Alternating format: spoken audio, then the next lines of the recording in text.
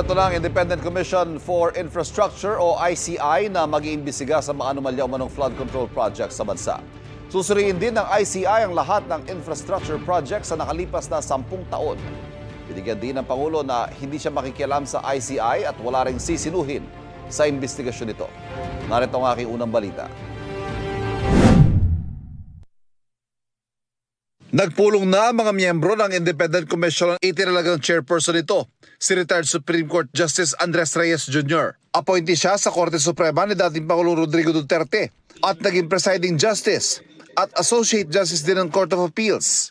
He has been a jurist for a very, very long time with a very good record of honesty and fairness. I was very encouraged because in my meetings with Justice Andy, sabi niya, this has to be, we have to make it nothing less than a turning point in the conduct of governance in the Philippines.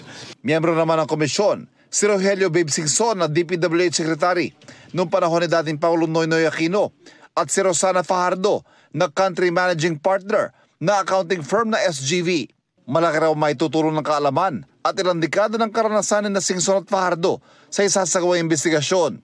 Special Advisor naman ng komisyon, si Baguio City Mayor Benamin Magalong. Tiwala raw ang Pangulo sa kakayahan ni Magalong bilang investigador pero hindi siya sinama bilang miyembro ng komisyon dahil hindi nito matalikuran ang kanyang tungkulin bilang alkalde. Pagtitiyak ng Pangulo, walang sisinuhin ang investigasyon. Kahit pa ang kanyang pinsan na si House Speaker Martin Romualdez na idinadawit sa kontrobersya sa flood control projects. Well, there's only one way to do it, isn't there? They will not be spared.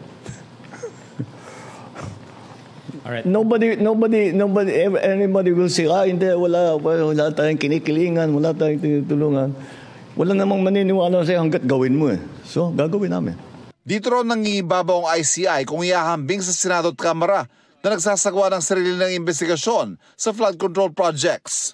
Kung may mga sangkot na senador at kongresista, iniimbestigahan lang nila ang mga sarili nila kaya mahirap maging patas. Sinisiguro raw ng Pangulo, hindi siya makikialam sa trabaho ng komisyon. What I want to stress here is that the independent nature of this commission.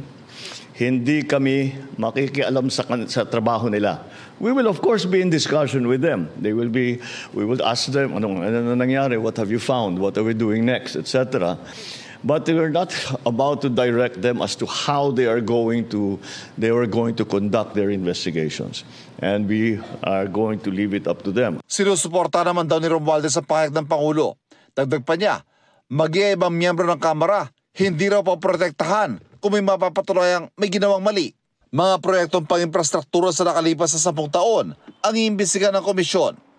Paliwanag ng Pangulo, 10 taon daw kasi ang pagtatago ng record sa Commission on Audit o COA at kailangan daw malaman at matonton kung bakit nagkaganitong sistema sa gobyerno at paano ito may sasaayos at matiyak na hindi na muling mauulit. Ay kay Magalong, ibabahagi rin niya sa ICI ang mga nakuha niyang ebidensya tungkol sa mga flood control project. Makatutulong dinaan niya sa ICI ang mga law enforcement agency. Kailangan talaga ng investigador kasi siyempre may tradecraft yan, may skills, mayroong talent. Hindi basta-basta sino-sino na lang ang pwedeng magtanong-tanong dyan. Tingin daw ni Magalong meron na may sasapang kaso base sa mga impormasyong naglabasan na. Pero para raw maimbestigahan ng malalim at malawak na katiwalian, kailangan ng mas mahabang panahon.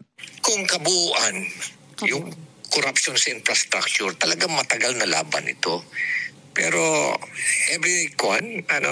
regularly, periodically, meron kami maipapile na kaso.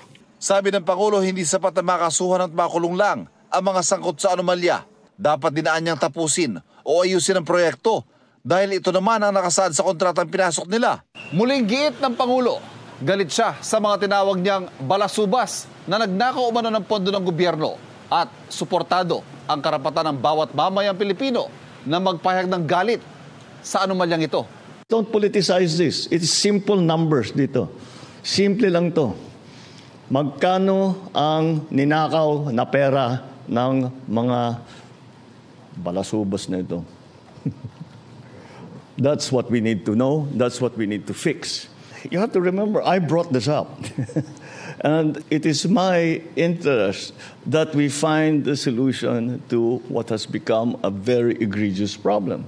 It has now been exposed to the general public. Do you blame them for going out into the streets?